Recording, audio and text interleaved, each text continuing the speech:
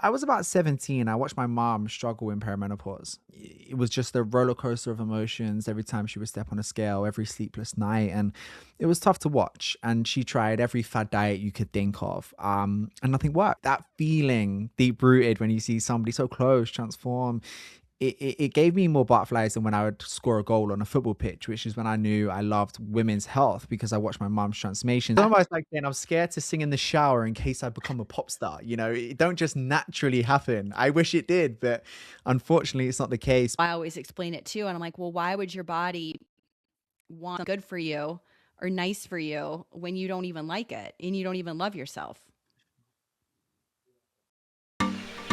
Welcome to the Hope Natural Health Podcast. I'm Dr. Erin Ellis, your host.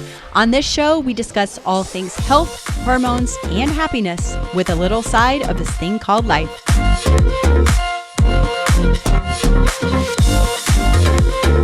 Today's guest comes from a background rooted in real transformation work and a deep understanding that sustainable results aren't built in an hour at the gym, but across every day of life. Reese Hallard is the founder of Smart Body and Performance, an online coaching company dedicated to helping women over 30 lose fat, build strength, and feel confident in their bodies without fad diets or endless cardio. What began as in-person training evolved into a global program when Reese realized results come from strategy around nutrition, sleep, stress management, movement, metabolism, and hormones, not just workouts. Under his guidance, Smart Body and Performance has supported thousands of women in 23 countries, focusing on holistic coaching that blends accountability with education and community. The program emphasizes sustainable habits, personalized support, and a science-informed approach to transformation that acknowledges the unique physiology and life demands women face. Today, we're going to talk about how effective coaching intersects with stress, lifestyle, mindset, and long-term health, and why doing more isn't the same as getting results. Let's welcome Reese all the way from London to the show. Firstly, thank you so much for such a thorough, incredible introduction. I've been really excited. I've looked at your work. I'm a big fan, so I think we're going to have a great conversation. So thank you for having me on.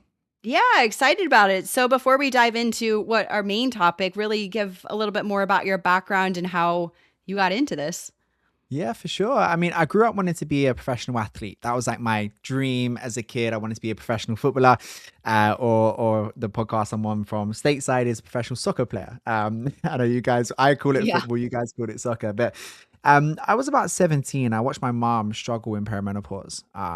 It was just a roller coaster of emotions every time she would step on a scale, every sleepless night, and it was tough to watch. And she tried every fad diet you could think of, and nothing worked. So I kind of went away and I felt like I knew what to do. I was, fit myself. I didn't quite realize it's a whole different world. So I done some research and I went to my mom and said, hey, try this, give this program a go. And I just watched her start to transform. And that feeling deep rooted when you see somebody so close transform, it gave me more butterflies than when I would score a goal on a football pitch, which is when I knew I loved women's health because I watched my mom's transformation. So I just thought there's so many more women out there like my mom who are struggling with the same things, who feel invisible, who feel neglected, and they just need help to transform. And that's when I got into the world of women's coaching. Love that. Yeah, and it's so true. I mean, I see it every day, and I always say women's Mm, healthcare is broken. yeah. There's not enough information, there's not enough people, advocating for women. So I really appreciate you taking us under your wing. It's scary when you look at the gender gap in studies. There's so Yeah. much more complication in women's health, yet most studies Mhm. are done in young college athletes, Yep. and this is what all the information is portrayed to be online, and it's what women believe to action. And you can't blame them because how are they going to know that, the I know. studies are done in male college athletes? And it's nice to see it's becoming, there's more awareness around the topic, but still nowhere Mhm. near it, right? No. I don't know if we'll ever get there. And it's, women are, not a lot of people say that's not tiny men, right? So, Yes.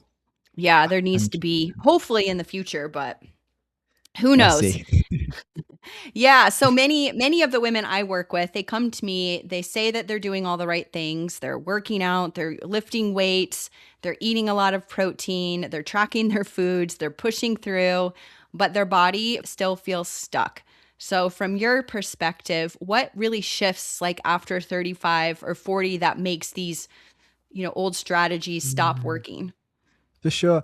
I think what a lot of women do after their 30s and 35 and so forth is what used to work, in their early 20s, right? When they had a completely different lifestyle. They didn't have the stress, they didn't have the same responsibilities, children, mortgage, career, right? And now their lifestyle is different. Their strategy needs to be different. And oftentimes I go, oh, this worked 10 years ago. I'll give this a go again. But life's changed. And a lot of women will try the same strategy, it wouldn't work this time round, or it's not sustainable this time round, and go, oh, maybe my body's broken and my metabolism slowed down, right? But we know that's not the case. It's just the strategy isn't the same. So I think a lot of women, they focus too much on what worked in the past or what their favorite influencers doing on social media, as opposed to what their unique body needs with their lifestyle, with their preferences, their children, and their demanding schedule, I would say. Yeah. So how do you recommend a woman shifts out of that mindset? I think the first one is taking a more sustainable approach. A lot of the women we work with have come to us off the back of, a degree of personal training that only looks after their training within the gym and not the, 23 hours outside. They've come off the back of ultra restriction, be that their favorite foods. It's mean they, do great for 3 weeks and give up, or be that, the sub 1200 calorie diets. It's just run them into the ground, hit the inevitable plateau and rebound. So for a lot of the women we work with, we start by laying super simple foundations, because as soon as we try and overcomplicate it, it's just leading to a dead end. So we start with, okay, great. How can we optimize your sleep? Let's put in an evening routine. Let's turn phones off 45 minutes pre-bed. Let's work better with our circadian rhythm, our sleep-wake cycle, right? So we start with sleep. We start with stress management as much as we can. So healthy lifestyle, sunlight, getting outdoors more often. Here in London, there's a lot shorter days, right? A lot of our women are in the office before it's light and they leave after it's dark, and they don't see the sun all day long, Mm-hmm. right? And so we just start with laying strong foundations with sleep, stress, a healthy, strong nutrition diet that's not ultra restrictive, and strength training. I think a lot of women don't do enough strength training. Yeah, this wasn't really in my notes to you, but let's talk about the importance of strength training Yeah. when we age, because as women, we think we just need to do cardio and we need to do more cardio and more Mhm. cardio. But why does that not work in our 30s and 40s like it did in our Absolutely. 20s and 30s? And why should we focus on strength? Because I think that's also where it's like, oh, strength training's for men. Women, women do cardio, right? Yeah. Yeah.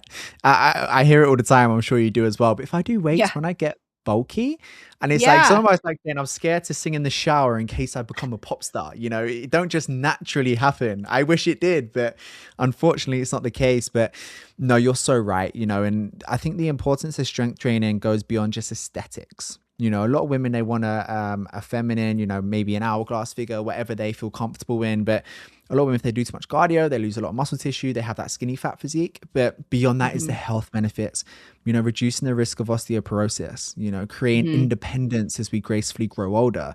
And I say to a lot of our women, it's imitating things you would do in real life, carrying the groceries, picking up your grandchildren, getting something off the bottom shelf or the top shelf, right? It's Hmm. feeling independent, because a lot of our women, they don't want to be a burden on friends and family as they gracefully grow older, and Hmm. not feeling like they have to rely on everybody else to get around. They want to do it themselves. They want to be independent. So Hmm. strength training really just creates freedom in my eyes for women. It Yeah. creates freedom. It creates health. It reduces the risk of osteoporosis. It's great for aesthetics and metabolic health as well, right? If we lose muscle tissue, our metabolism slows down. So if we can build Hmm. lean muscle tissue, we have a lot easier time regulating our body weight, right? And losing weight Yeah. if it be the goal. So I think it's so important from both a transformation physical perspective, but also the health, not just for now, but Hmm. for later life as well. Yeah, I totally agree. I want to be able to get up, from a seated position, even if I fall down, I want to be able to get up. So Yeah. that's why I strength train. But I was under that mindset too. I got to do cardio. I got to do cardio. I got to do the cardio to burn the fat. But I think you become healthier and you actually have better, like you said, metabolism and even like fat burning when you lift, and you can still burn as many calories, if not more, when you Yeah. lift because you're lifting so heavy and that takes a lot of energy.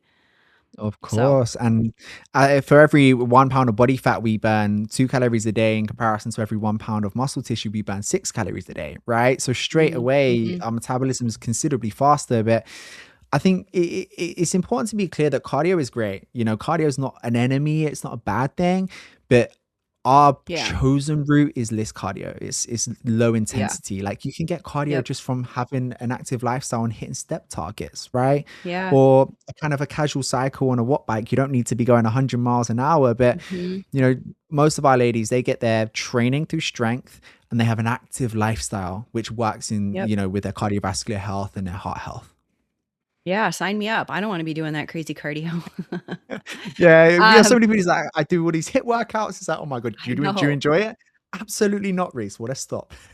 No, and I learned I use an Aura ring to track, and I Yeah. was doing, some HIIT workouts in the past, and I realized my body wasn't recovering, and I would have Mm, never realized that until I started, using a metric to track and see these things over time, of and I thought course. that was really interesting. I'm like, "Whoa." I'm like, "Maybe I'm not, built to do this anymore like I used to," right? Yeah, And I'm in my 40s, so I'm very relatable to this conversation. of course. Um you talked about one of your foundations of stress. So, how Yeah. do you see chronic stress and burnout affect fat loss and body comp in women, especially high achieving women, which are most of Yeah. my women, who are Yeah. constantly in like go, go, go, go mode? Absolutely. This constant state of fight or flight, is it's so detrimental not just to again physique, but to long-term health. Because a lot of our women like yours, on our team are corporate working women. They're full-time, they're busy, they're career driven. They don't just, work because they have to tick a box. They love their career, they want to push promotions, pay rises. And I think the first thing when we look at stress is cognitive decline, their ability to focus and be productive in the workplace. And I think a lot Mhm. of women thinks, more is better when they're saying I like is better, right? Sometimes you take a Mhm. step back and it allows you to get more done in less time. So I say to a lot of women, we kind of want to build your stress capacity, not necessarily take the stress away, right? Because we're not going to be able to remove some stressful factors in your life if your boss is being a bit of an arsehole. We can't then just remove your boss from your life, right? But we Yeah. can increase your ability to deal with said stress. And I think we referred back to it a moment ago, but outdoors and sunlight is going to be really important. Vitamin D from the sun, getting fresh air, going for some walks. A degree of breath work and meditation can be good for some women. We have like a certain kind of form that people would fill out, and it kind of almost establishes what level of stress they are from 1 to 10, and certain levels would determine more focused breath work and meditation practices. And then other levels might just be mild stress, and you might just go, okay, get outdoors a little bit more, listen to a podcast, and listen to some healthy and positive things, right? It's just going to make you feel right in your mind. I think the morning and evening routines are really important. If you're waking up and the first thing you do is scroll social media and you're getting that blue light in your eye before the sunlight, again, it can just increase the amount you're going to experience stress and also a dip in energy and tiredness. Because if we're tired, our ability to deal with stress decreases as well, right? Mhm. Everything's like a chain reaction. It's a big domino. So when we're stressed, we sleep worse, our appetite increases significantly. So we eat more food. When we eat more food, we gain more weight, which causes even more stress. So Mhm. yeah, to kind of simplify it, we would usually say to women, don't touch your phone or look at your phone the first 30 minutes of the day or 30 minutes pre-bed. Get Yeah. outdoors, ideally every 90 minutes in the day where possible. I know if you're stuck on meetings, it might not be ideal, but where possible, 5-10 minutes outdoors, fresh air, sunlight. Healthy diet that's going to help you manage your energy, water, hydration, supplementations like, your creatine or your ashwagandha. But it's just really living a healthy lifestyle. And Mhm. the long-term effects of high stress is extremely detrimental to health, which is why it's a kind of pillar we begin with. Yeah, for sure. And then those women, which everyone has stress, right? Yeah.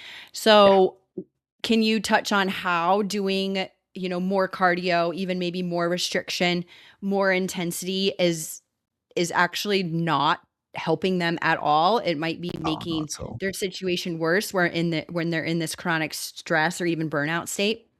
Of course. I mean, crazy hit workouts are just going to raise cortisol even higher, right? And although that might be a temporary spike, if you're already, flirting with burnout as it is, you don't want to push that any higher. You don't want your cortisol to go Mhm. any higher, right? So I think a lot of women think, "Oh, I'm in this high stress state. I need to go and do more. Like the training is going to help me take my Yeah. mind off things." But Yeah. like we say, more is not better. And I think a lot Mhm. of the time for a lot of the women we work with, they come to us at already doing so much. And I Yeah. describe it like an arrow. Sometimes you got to pull back, let go, and then you can propel forwards. But it starts with focusing on recovery and peeling Mhm. back and looking after your body's nervous system and your cortisol Yep. levels. So I totally agree. Doing the crazy cardio and hit workouts is Mhm. only going to raise that cortisol even further. Yeah, and I always explain it to women too, like when I talk about stress, because it's such a, a huge thing, is, I don't count workouts or exercise, in a gym doing things as a stress reliever because that's actually stress. It might be a good stress depending on what type of workout you're doing, right? Yeah, But it's still a stressor on your body. So absolutely. it's very important to do other things like take a walk, listen to a podcast, do meditation, something like that, as more of, or take a Mm. bath, like stress relieving that's not stressing your body like a workout is. Cause I would probably say upwards of 90 to 100% of my women, when I say, what do you do to relieve your stress? What time do you have for yourself to like manage all this? Like, oh, I like to go to the gym. Nope, doesn't count. Don't count. Yeah. Yeah, because it's a stressor, right? Would you not Yes. agree? For sure.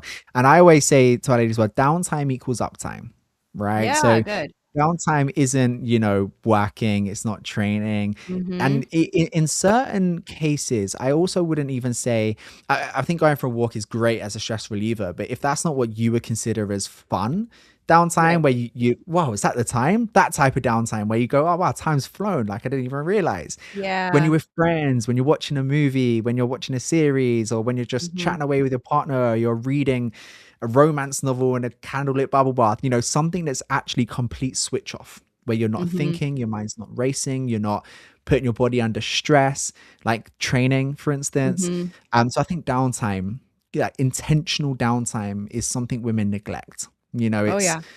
and I think it can sometimes come to an identity thing, when we're Mm-hmm. thinking, I'm a mother, that comes first, or I need to make sure, Yeah. the cooking's done. And I Yep. understand, right? But, if you want to put your children first, you put you first. You can't pour from an Yep. empty cup. And if you can focus on your downtime, everyone around you gets 10 times more. And I think that perspective Absolutely. change helps women prioritize their time. Yeah. So true. I say this all the time. You're just echoing what I say. So now my patients aren't like, oh, Dr. Ellis is crazy. It's funny, like I have people on my podcast and they literally reiterate what I say. And I'm like, see, I'm not like Told ya. blowing smoke out of my ears, right? Absolutely. Oh no, for sure. And it is such an important thing. And I think the mindset is something that's often neglected. And a big Mhm. thing we do talk about is identity as well. And I think that's something that women don't understand how important it can be. And it's also the language we use, right? Yeah. You're not doing a diet that insinuates there's an end date. Your health is a continuum. You're just changing Mhm. your lifestyle, right? Mhm. You're not mother, then Sarah or whoever you are, right? It's who are you outside of that, right? You need to Right. create that. And I think that does come from self-prioritization, which is really Yep. difficult.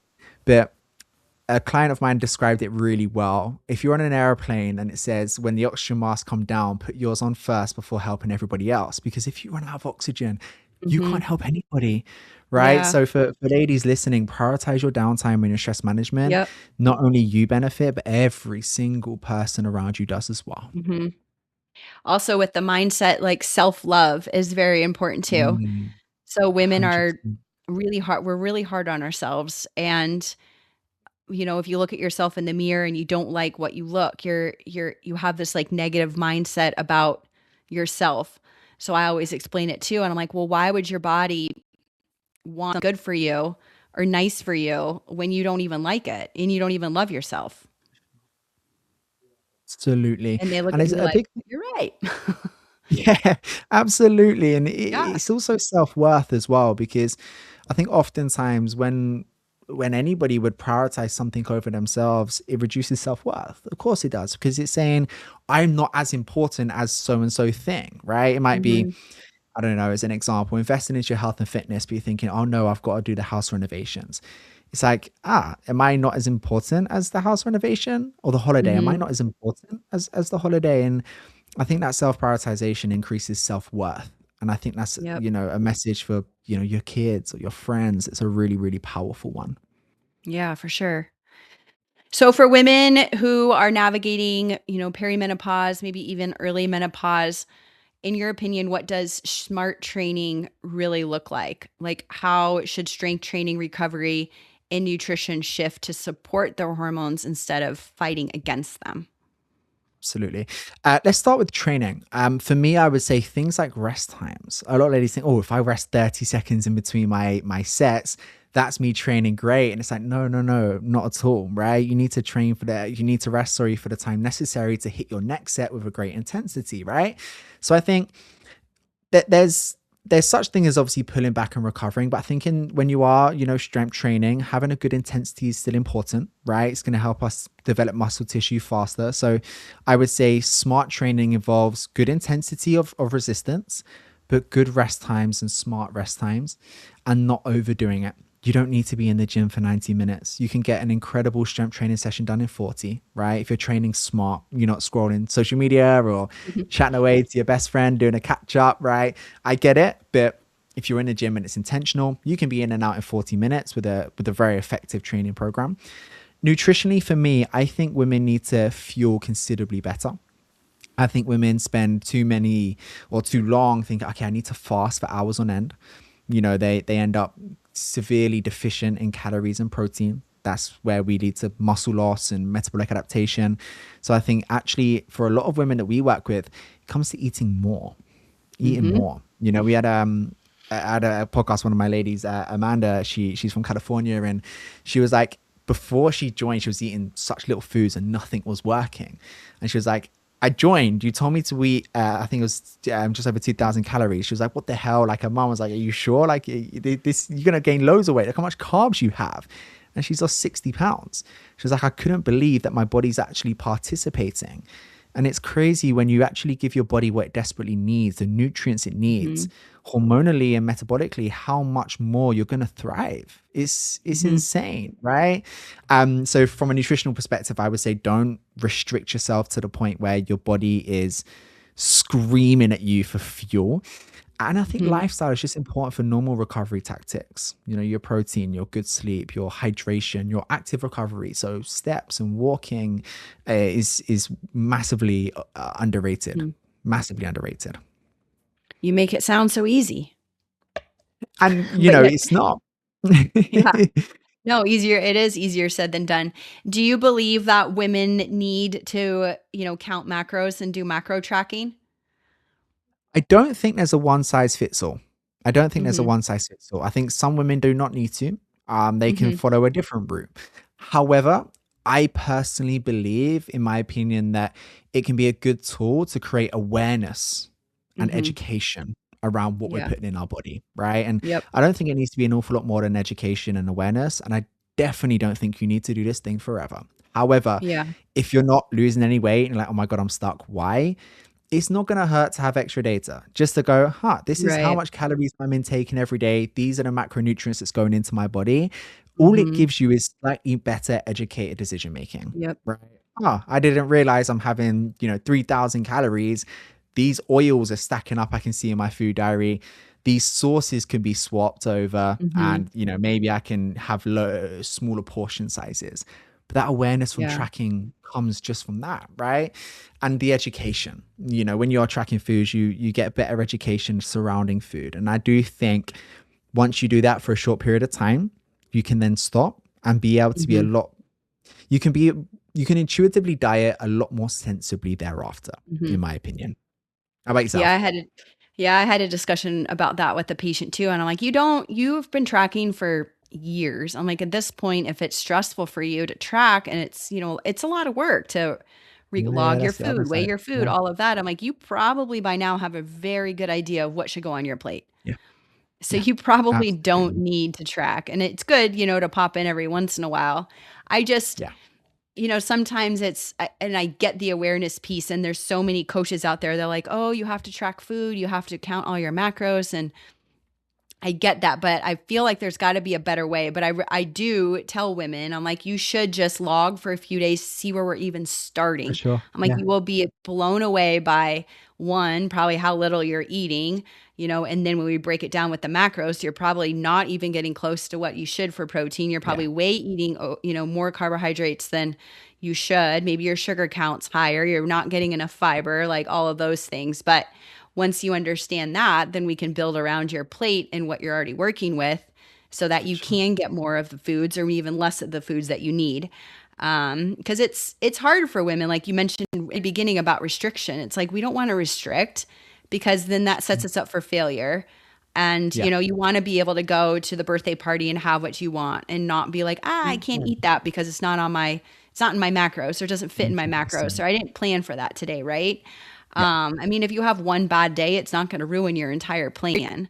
But For sure. as women, it's hard to get around that because you think, well, if I screwed up everything and I failed and this isn't going to work for me. And then they just go back to their Yeah. own ways. So, Absolutely. And I think that's such a great point. And oftentimes when I speak with women that are worried about social events and, oh my God, am I going to gain loads of weight? Oftentimes I just explain the process of how that works, right? One mhm, pound of body fat is 3,500 calories. You would have to have this above your maintenance to gain 1 pound. So if you went out with some friends, you had a slice of cake and you had a few glasses of wine and a nice meal out, and let's say, for instance, you had 600 calories above your maintenance, right? You didn't even gain a pound, not even close to it. And let's say worst case you did, we'll lose it in the next week. It's no yeah, problem at all, it's right? mostly water. And there's so much water retention, exactly Yeah. that. So I think, for women, when they understand, okay, right, so it's a lot harder than I actually think to gain a pound of body fat, pure body hmm fat, not water, pure body fat. It's a lot harder than I think. And then they can go, okay, great, I can have a good couple of memories, I can enjoy myself. And then the next day I'm proactive, not reactive. I'm back on Yep. the ball the next day, right? And if you can Yeah. practice that, social events are no issue. Go and have a great time and then just get back on the ball Yeah. the next day. Yep. Very good advice. Well, this has been a great conversation. We could probably jam on this for a lot longer, but we'll wrap it up with one question I ask all my podcast guests. What would be your best or favorite health tip that you could share with the audience? That's a fantastic question. If I could share one health tip, I'm actually gonna kind of go a little bit more horizontal with this, and it's gonna kind of come into a little bit more of a mindset tip, but that as a domino effect will impact health. It's self-prioritization, because when you can self-prioritize, you then focus on the things we spoke about in today's podcast. hmm I'm sure the ladies that listen to this, as do most people on social media, they see health tips everywhere and they're probably super overwhelmed, and it stops them from starting, right? So for hmm me, I would say my tip will be prioritize you, hmm because nothing, if we don't try, we fail by default, right? So we can have all the Yeah. tips in the world, but without action and self-prioritization, it never happens. So my tip would be prioritize yourself today. If that's going out for a walk, if that's taking yourself to the gym, if that's having some downtime and having a nice bubble bath, Reese and Erin said you have permission to do so. So if anyone tells you to do something else, tell them to F off. Yeah, I love that. Do it. Make yourself a priority is so important. Well, Reese, this has For been a sure. wonderful conversation. Is there anything that you wanted to mention that we might have missed that's important? I think we covered a great array of topics. I think anything else might be a little bit overwhelming. So hopefully they Yeah. can take action, rewatch or re-listen and take a few notes. And biggest thing I can say is just take action on what we say. Don't listen, take Yeah. action. Yeah, for sure. And we'll make sure link his social media account, his Instagram handle in the notes, his website where you can learn more about his program. And I hope this was helpful for you ladies out there that might be struggling with your health, weight loss, prioritizing yourself, the guilt, the shame, all of the things. It's been a pleasure having you here, Reese. Thank you very much for your time. I really appreciate it. Thank you, everyone. That's a wrap, and we'll see you again next week.